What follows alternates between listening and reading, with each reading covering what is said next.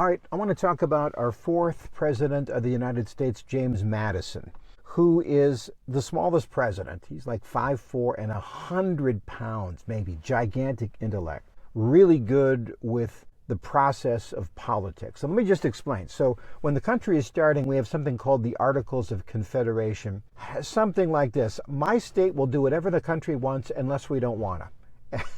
And there's nothing you can do about it. So that's no way to run a railroad. So they're thinking we need to tweak this. And James Madison says, listen, we need to do more than tweak this. He goes to George Washington, fellow Virginian, and says, here is what I call the Virginia Plan. And I think it's got like 12 things that they need to change with the Articles of Confederation. And what are the 12 things? It's the Constitution. If you were to look at the Constitution today, you'd say, wow, that's what we have. And the reason we have it is because of James Madison. So he put this all together. George Washington said, okay, let's just talk about all 12 of these, which they did. Everybody thinks they're going to go to this meeting and just adjust the Articles of Confederation. They completely revamped the whole thing. So anyway, we have a country that is still standing today. A lot of the reason because of James Madison. James Madison is a good politician. I would say he's a mediocre president. Why? Well, it's not fair and it's not right, and it would make you very angry. But when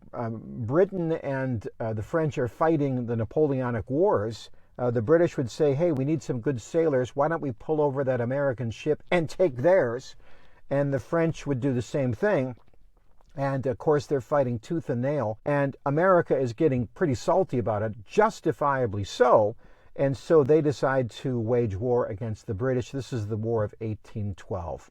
As a matter of fact, we thought we'd just use this war and sweep up and take Canada. Why not? It's ours for the taking. That didn't work, not at all. And we also thought we're going to have a tough time with the most powerful navy in the world.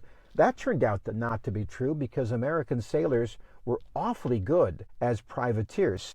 The main thing is that if Madison would have just kept the course and stayed out of the war, it would have been difficult but doable. Then here's what happened. The Napoleonic Wars ended in 1216, and we would have avoided just really an unnecessary war that was a stalemate and, again, unnecessary. Props to him. A great founding father. And that's why I like that story.